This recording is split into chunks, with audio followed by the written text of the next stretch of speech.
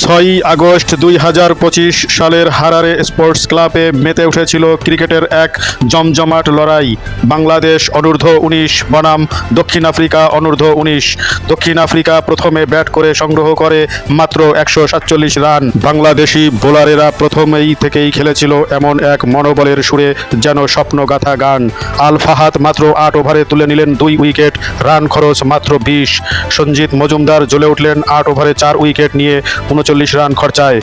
দক্ষিণ আফ্রিকার সংগ্রহ থামল 37.2 ওভারে 147 রানে অল আউট হয়ে। বাংলাদেশের তরুণেরা প্রতিষ্ঠা করল ব্যালেন্স ও মানসিক দৃঢ়তার এক অন্তর্নিহিত শক্তি। বাংলাদেশের টার্গেট দাঁড়ালো 148।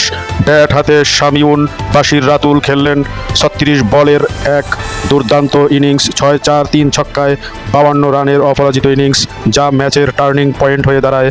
আর রিফাত বেগ 47 বলে 43 রানের একটি লড়াকু ইনিংস খেলেন। বলতে হয়, এই জয় আসেনি শুধুমাত্র রান ও উইকেটের গাণিতিক হিসাব থেকে, এটি এসেছিল প্রস্তুতি, আত্মবিশ্বাস ও সংকল্পের মিলনে।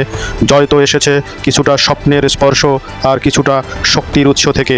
123 বল হাতে রেখেই জয় নিশ্চিত। বাংলাদেশি তরুণদের চোখে ছিল আত্মবিশ্বাসের দীপ্তি, যেন সর্বত্র ছড়িয়ে পড়ল এক নতুন দিনের আলো। আল ফাহাদের নিয়ন্ত্রিত স্পিন, মজুমদারের চমৎকার ওয়ার্কশপ, শামিউন বাশিরের বিদ্যুৎ গতির ইনিংস, রিফাতের দৃঢ়তা, এই সব মিলিয়ে গড়া হলো এক স্বপ্নের মতো জয়গাথা। এই জয় তোমাদের, এই সাহস তোমাদের, সামনে আরও জয় আসছে।